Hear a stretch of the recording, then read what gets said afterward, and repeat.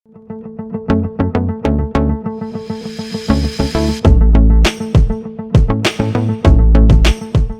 पढ़ना है कि नहीं पढ़ना?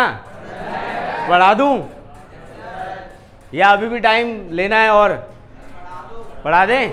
चलिए, गुड मॉर्निंग एवरीवन।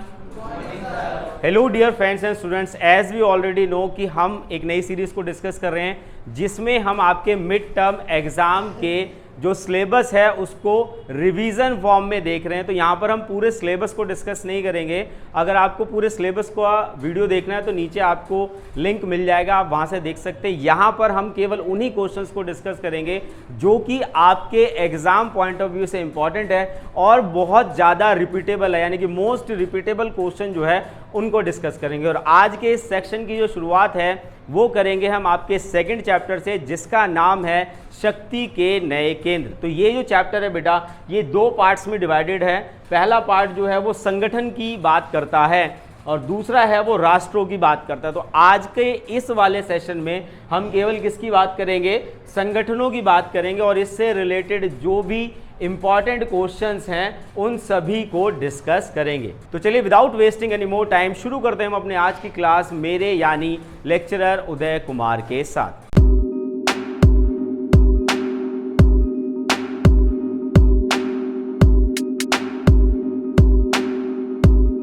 तो बेटा यहां पर सबसे पहला क्वेश्चन जो आपका बनता है उसको हम एक कॉमन फॉर्मेशन में देखेंगे। कॉमन फॉर्मेशन का मतलब क्या है? एक कॉमन में देखेंगे कि कोई भी क्वेश्चन आ जाए इससे रिलेटेड आपको यही आंसर लिखना है और एग्जामिनर जो है वो आपके नंबर नहीं काट सकता। बात समझ में आ गई?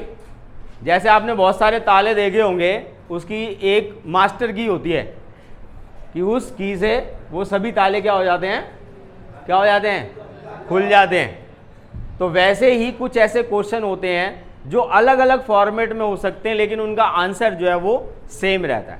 ठीक है, तो यहाँ पर अब हम पहला जो क्वेश्चन डिस्कस करेंगे वो करेंगे कि अंतरराष्ट्रीय संगठन के ऊपर कोई क्वेश्चन आ जाए या आ जाए कोई क्षेत्रीय संगठन के ऊपर क्वेश्चन, तो आपको ये आंसर जो है लिख देंगे तो आपको नंबर जो है वो नहीं काटे जाएंगे।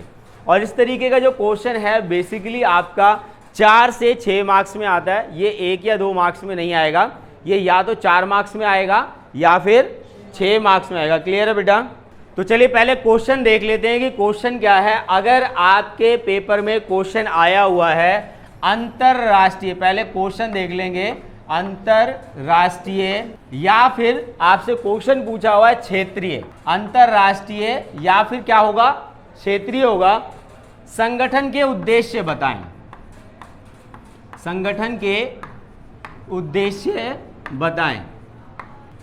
इस तरीके का अगर आपके एग्जाम में क्वेश्चन आ रहा है तो आप डायरेक्टली ये जो नीचे 4 पॉइंट मैं बताने वाला हूं इसको लिखेंगे तो आपको नंबर मिलेगा।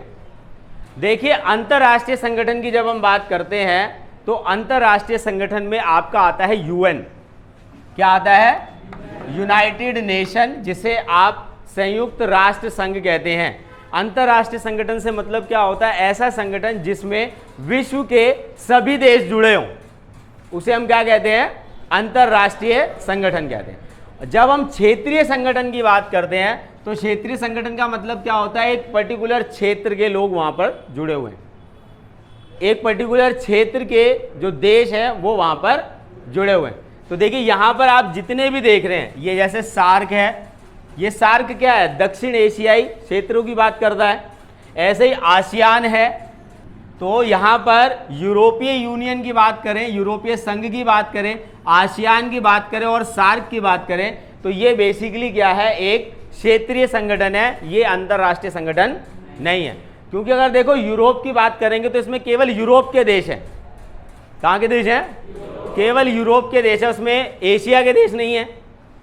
और अगर हम आसियान की बात करें और सार्क की बात करें तो इसमें क्या है? एशिया के देश हैं। तो ये एक क्षेत्र की बात कर रहा है, इसलिए इन्हें क्या कहा जाता है? क्षेत्रीय संगठन। तो अगर आपके एग्जाम में क्वेश्चन आ रहा है यूएन के उद्देश्य बताइए, आपके एग्जाम में क्या क्वेश्चन आ रहा है? यूएन के उद्देश्य बताइए, तो भी आपको यही आंसर लिखना है।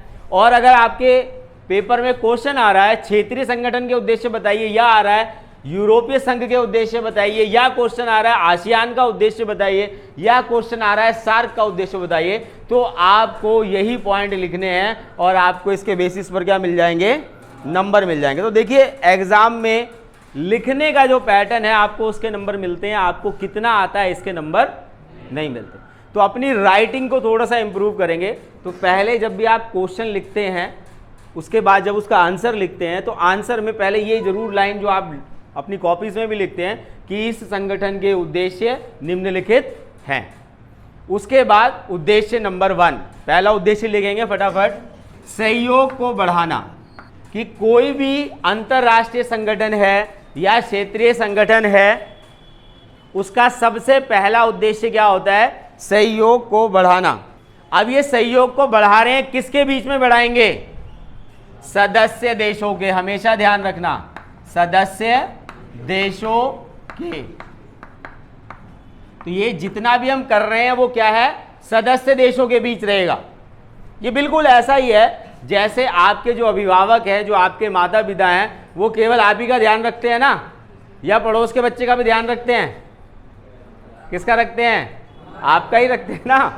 तो यहाँ पर भी आपको यही चीज़ समझनी है। तो जिस भी संगठन के ऊपर क्वेश्चन आएगा वहाँ पर जरूर ये लिख देना कि सदस्य देशों में सहयोग को बढ़ाना। क्लियर है बेटा। दूसरा पॉइंट यहाँ पर लिखेंगे, आर्थिक विकास करना।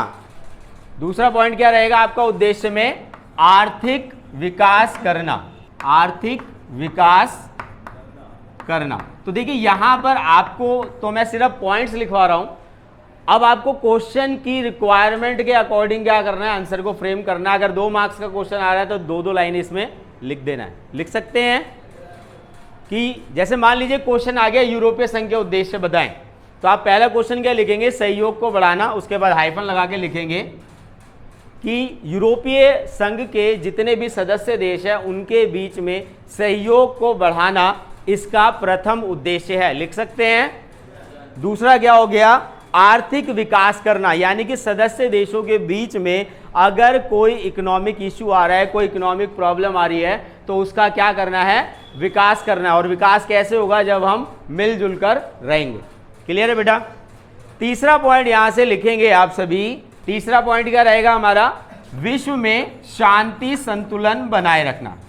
अब देखिए शांति संतुलन कैसे बना रहेगा, सबसे पहले तो हमें यह समझना है कि कोई भी जो अंतरराष्ट्रीय संस्था है वो एक चार्टर से चलती है, वो नियमों से चलती है।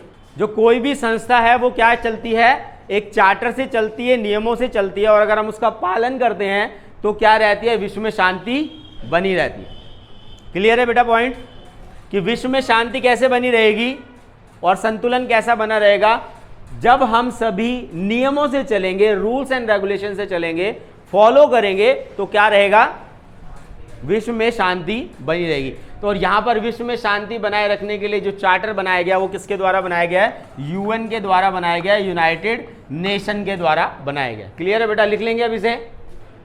अगला पॉइंट जो है, लास्ट पॉइंट लिखेंगे, आपसी विवादों का बातचीत से हल। चौथा पॉइंट यहां पर लिखेंगे, आपसी विवादों का बातचीत से हल। तो यहां पर ये हल दाऊ भैया वाला नहीं है, हल का मतलब है सॉल्यूशन। सॉल्यूशन क्या है, जब भी हम झगड़ा करते हैं, लड़ाई करते हैं, युद्ध करते हैं, तो ऐसी स्थिति में नुकसान जो है वो दोनों पक्षों को होता है। जैसे मान लेते हैं कि शुभम और रोहित के बीच में झगड़ा हो गया, ठीक है, इसमें जीते कोई भी, क्या शुभम जीते या रोहित जीते, लेकिन बाल तो सबके खींचेंगे, हो सकता है शर्ट भी दोनों की फटेगी, एक आधा घूसा तो उसके भी पड़ेगा जो जीतेगा। तो नुकसान क्या हो रहा है, दोनों पक्षों को हो रहा है। तो इसके लिए ही हम क्या बनाते हैं, एक मंच बनाते हैं, एक स्टेज बनाते हैं, जहां पर हम बातचीत के द्वारा समस्याओं का हल करते हैं और नुकसान से बचा जा सकता है। क्लियर है बेटा, पॉइंट समझ में आ गया, इसमें कोई डाउट? तो देखिए ये जो 4 पॉइंट है, ये जो क्वेश्चन आपका आएगा 4 मार्क्स में आएगा या 6 मार्क्स में आएगा। क्लियर है, अगर 4 मार्क्स में आएगा तो ये 4 पॉइंट लिखकर आपको उसे एक्सप्लेन करना है, और अगर 6 मार्क्स में आएगा तो इसके साथ एक सपोर्टिंग क्वेश्चन जो होगा वो ऐड ऑन होगा, वो 2 मार्क्स का होगा। बात समझ में आ गई? जैसे आपसे क्वेश्चन पूछ लिया गया, यूरोपीय संघ की स्थापना और मुख्यालय कहाँ है और इसके प्रमुख उद्देश्य बताएं, तो मुख्यालय और स्थापना जो है वो कितने मार्क्स के लिए हो गए? 2 मार्क्स के लिए हो गए। और इसके उद्देश्य कितने मार्क्स के लिए हो गए? 4 मार्क्स के लिए। क्लियर है बेटा क्वेश्चन? अब देखिए, अगर कोई सा भी क्वेश्चन आ रहा है, या यूरोपीय संघ आ रहा है, आसियान आ रहा है, सार्क आ रहा है, या यूएन आ रहा है, इसके उद्देश्य पूछे जाएंगे, लिख पाएंगे? हाँ भाई, लास्ट वाला लिख पाएंगे? पक्का?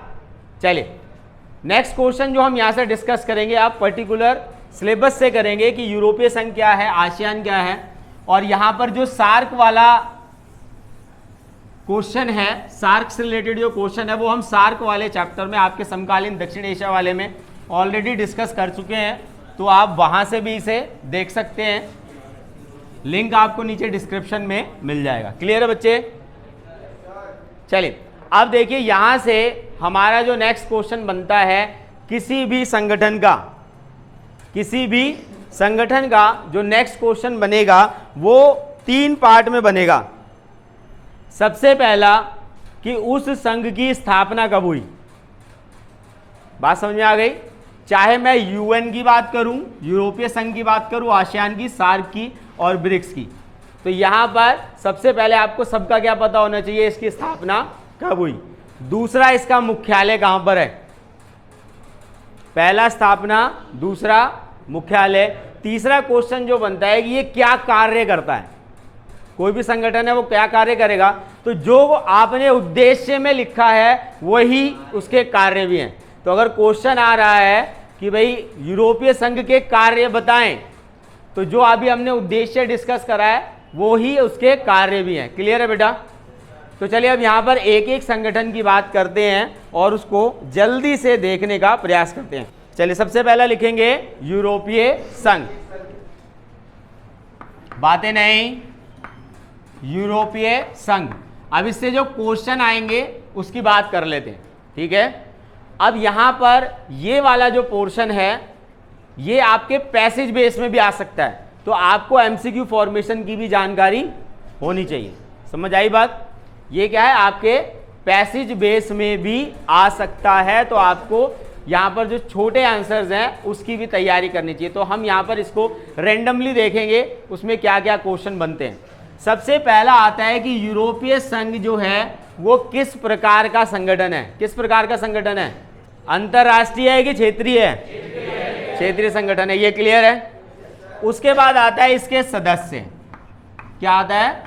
सदस्य। चलिए क्वेश्चन लिखेंगे, फटाफट लिखते चलेंगे। यूरोपीय संघ में वर्तमान में कितने सदस्य देश शामिल हैं? यूरोपीय संघ, देखिए बार बार यूरोपीय संघ ना लिखना पड़े तो ईयू लिख लो। शॉर्ट फॉर्म क्या लिख लो? ईयू। ईयू स्टैंड्स फॉर यूरोपीय यूनियन। तो यूरोपीय यूनियन में वर्तमान में, वर्तमान का मतलब है प्रेजेंट, कितने सदस्य देश जो हैं वो शामिल है।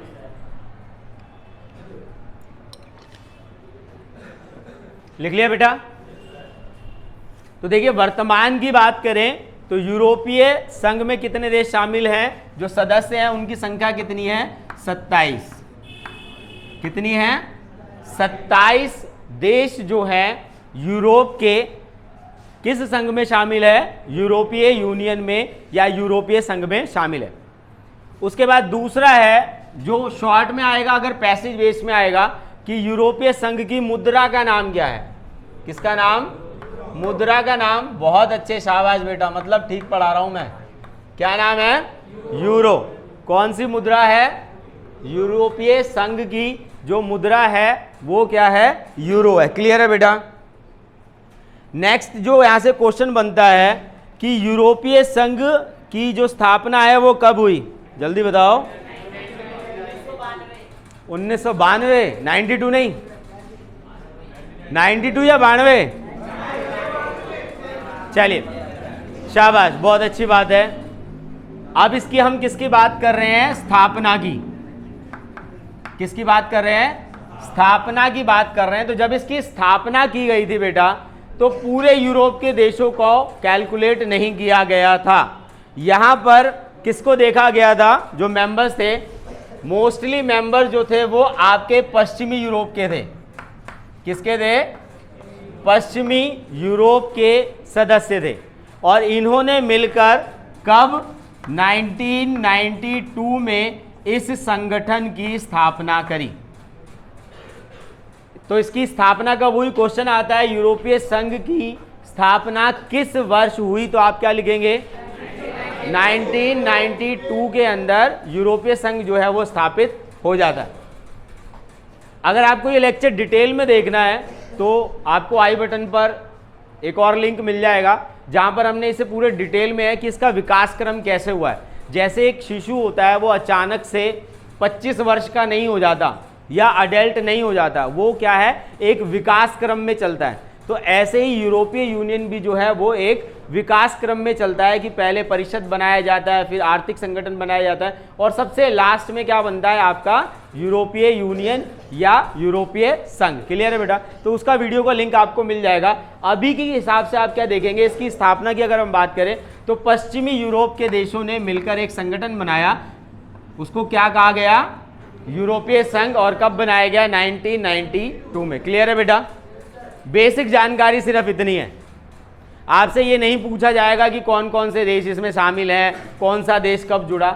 डिटेल में पढ़ने के लिए तो अच्छी बात है, लेकिन अभी की बात करें, अभी टाइम जो है हमारे पास क्या है बहुत कम है, तो हम उसी के हिसाब से देखेंगे। अभी हम सिर्फ उन क्वेश्चन को डिस्कस कर रहे हैं जो कि आपके एग्जाम पॉइंट ऑफ व्यू से इंपॉर्टेंट है और जो आपको रेस में शामिल रखेगा।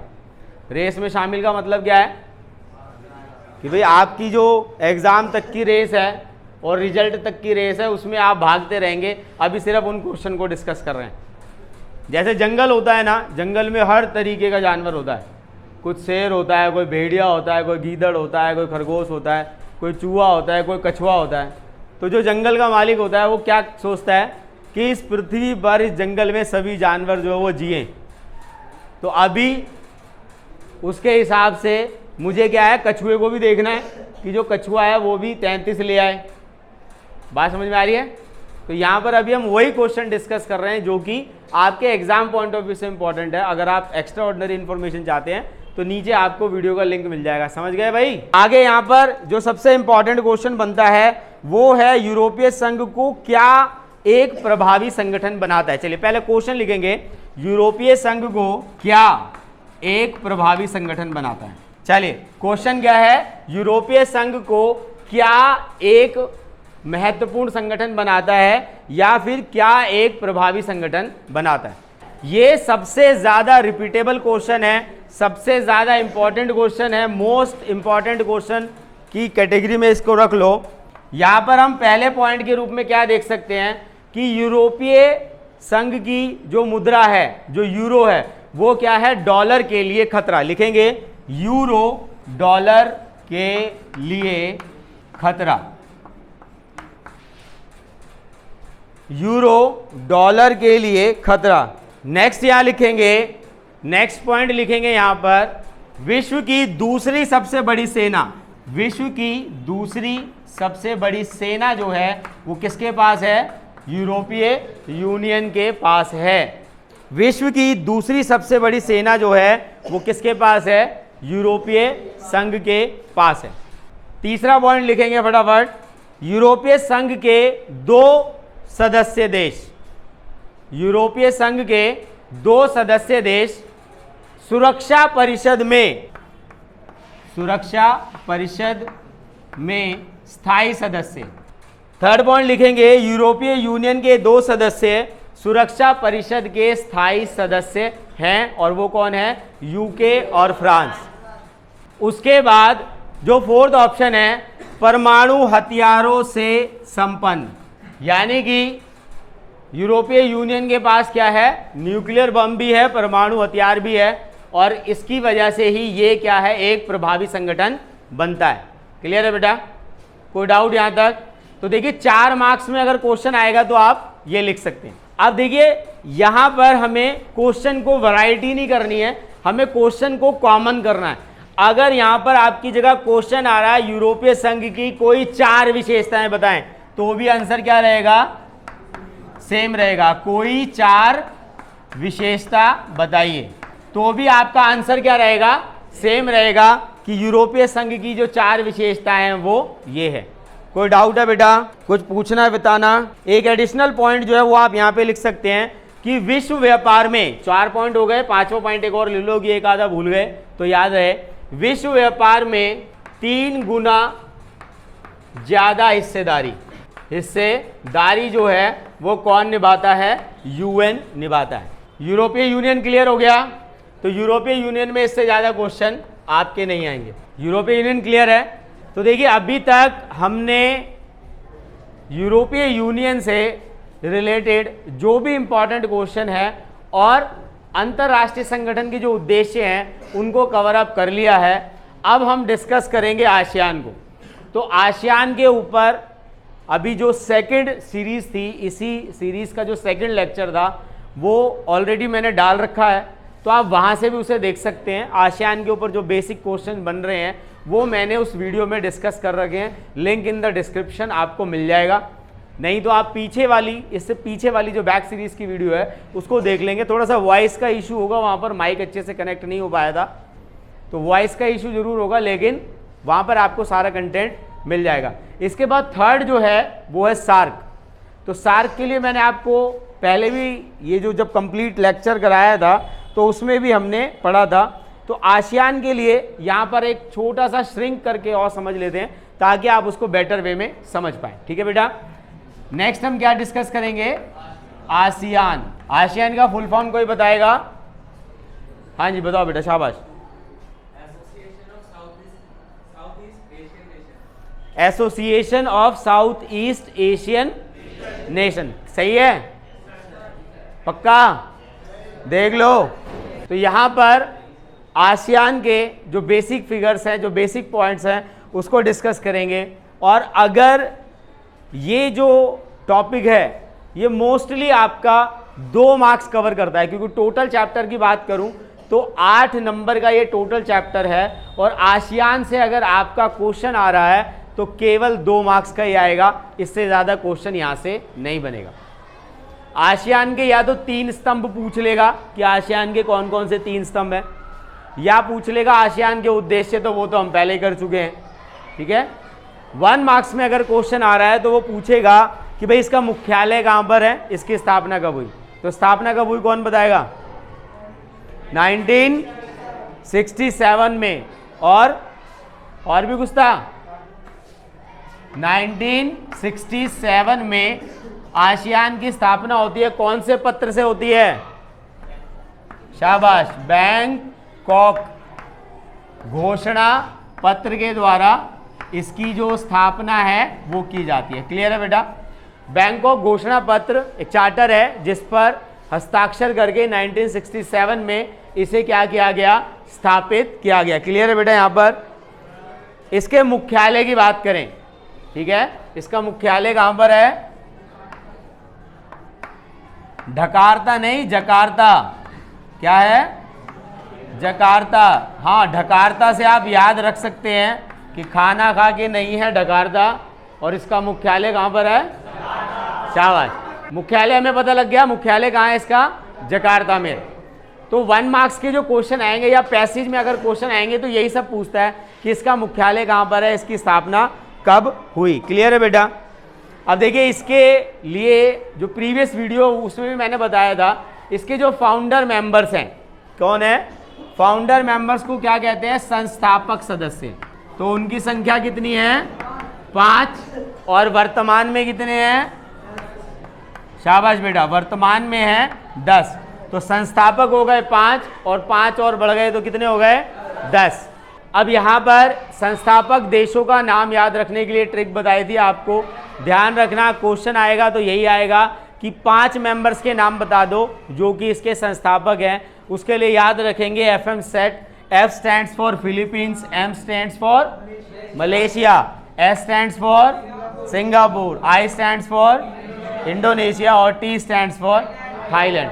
तो ये जो हैं, ये 5 जो हैं इसके फाउंडर मेंबर्स हैं।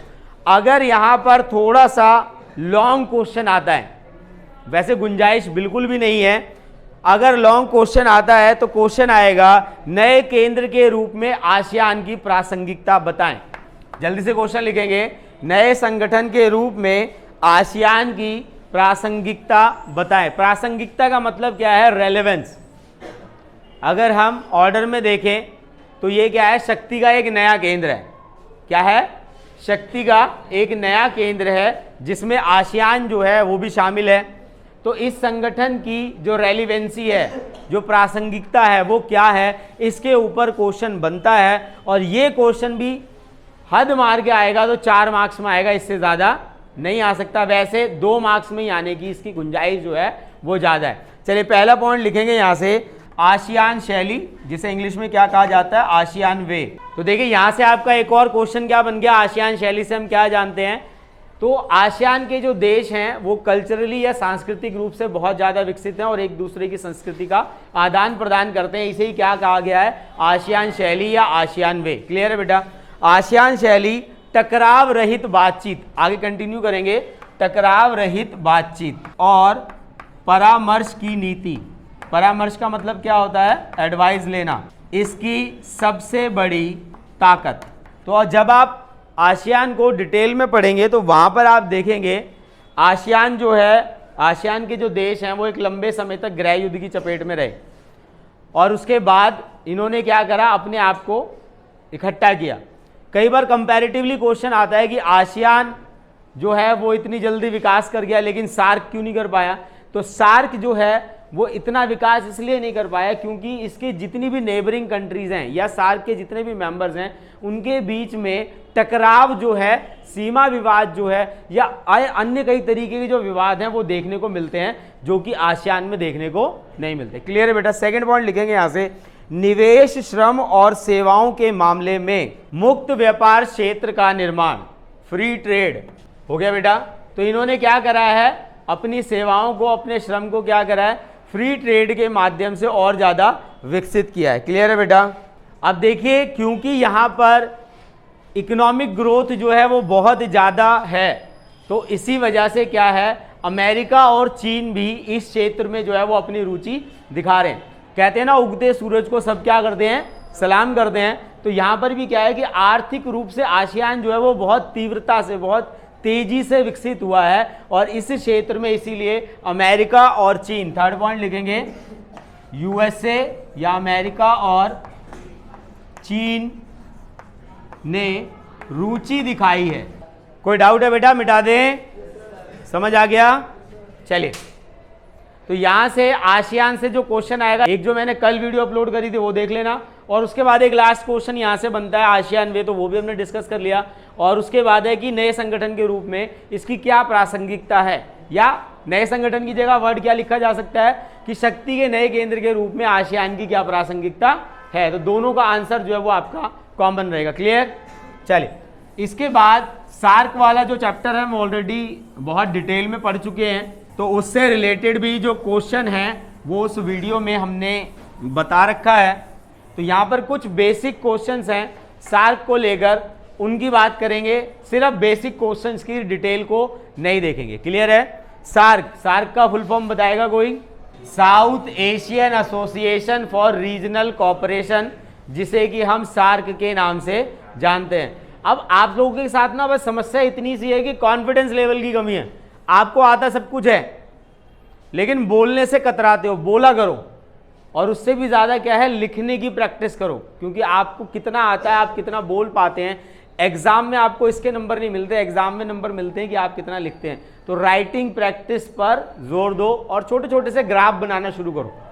एग्जाम तक भी अगर आप छोटे छोटे ग्राफ बनाएंगे तो आपको क्या है, ग्राफ के माध्यम से बहुत जल्दी समझ आता है। ऐसा नहीं है कि मेरे पास कोई च्यवनप्राश है, मैंने आपके मुंह में डाल दिया और आपको आ गया, ऐसा है क्या।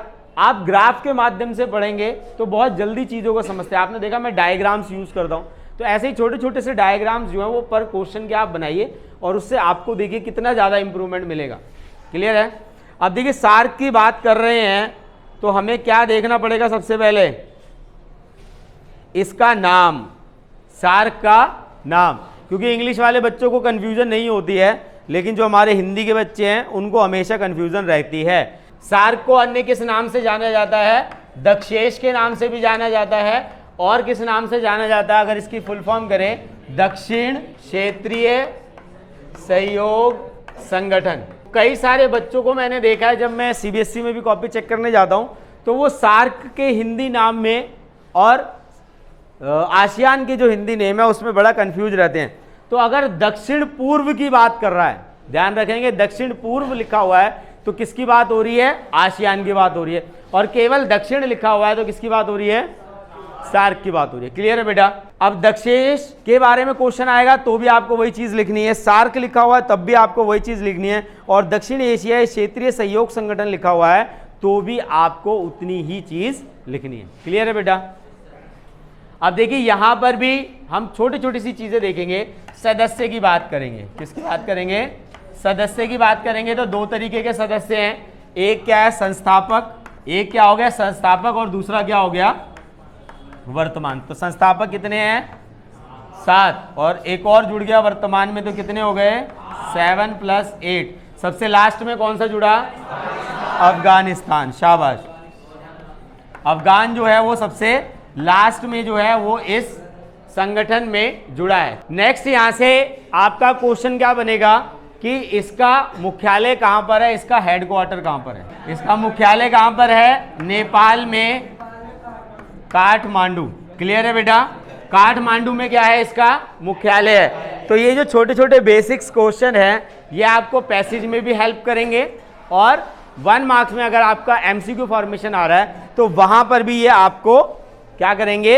हेल्प करेंगे। अब देखिए यहां से बनने को तो कई सारे क्वेश्चंस बनते हैं, और वो किसके बेसिस पे बनते हैं? लोकतांत्रिकरण के ऊपर बनते हैं कि जितनी भी सार्क कंट्रीज हैं उसके अंदर डेमोक्रेसी की शुरुआत कैसे हुई और वर्तमान में स्थिति क्या है। तो इसके लिए आप जो सेपरेट वीडियो है वो ज़रूर देख लें, उसमें आपको पूरी डिटेल मिल जाएगी हर देश की, हर कंट्री की जो कि सार्क में शामिल है।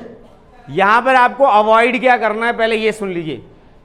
सार्क के अंदर जो चाइना है, जो चीन है, वो है तो उस ज्योग्राफी में ही, लेकिन वो अपने आप को क्या मानता है? सार्क का हिस्सा नहीं मानता। लेकिन चाइना जो है वो ब्रिक्स में शामिल होने के लिए बहुत परेशान था। किस में शामिल होने के लिए? ब्रिक्स में, क्योंकि ब्रिक्स जो है वो इकोनॉमिक बेस पर बनाया गया संगठन है, और सार्क के अंदर जो भी देश हैं वो सारे डेवलपिंग कंट्रीज हैं, वो विकासशील देश हैं, और चाइना जो है वो अपने आप को विकसित देश मानता है। अब यहाँ पर आपको रिलेशन की जब हम बात करेंगे तो सार्क के अंदर आप भूटान को अच्छे से पढ़ना। किसको पढ़ना है? भूटान को अच्छे से पढ़ना, और साथ ही साथ अगर मैं बात करूं श्रीलंका को अच्छे से पढ़ना, क्योंकि भूटान और श्रीलंका के अंदर अभी क्लैशेस चल रहे हैं, तो वहां से आपके क्वेश्चन आने के चांसेस जो हैं वो ज़्यादा बन जाते हैं। क्लियर है? तो नेक्स्ट जो टॉपिक आज के इस सेशन का लास्ट रहेगा वो क्या रहेगा? ब्रिक्स। क्या है? ब्रिक्स। तो सबसे पहले हमें समझना है ये ब्रिक्स है क्या। सबसे पहले क्या समझना है? ब्रिक्स है क्या, और इसके ऊपर मुश्किल से 2 मार्क्स का ही क्वेश्चन बनेगा। या तो आपसे पूछेगा ब्रिक्स क्या है, तो जो अग्रणी देश हैं उनके नामों के अकॉर्डिंग बस वो बनाया गया है। ठीक है? ब्रिक्स का फुल फॉर्म क्या है? पहले देखो बी, उसके बाद क्या आएगा?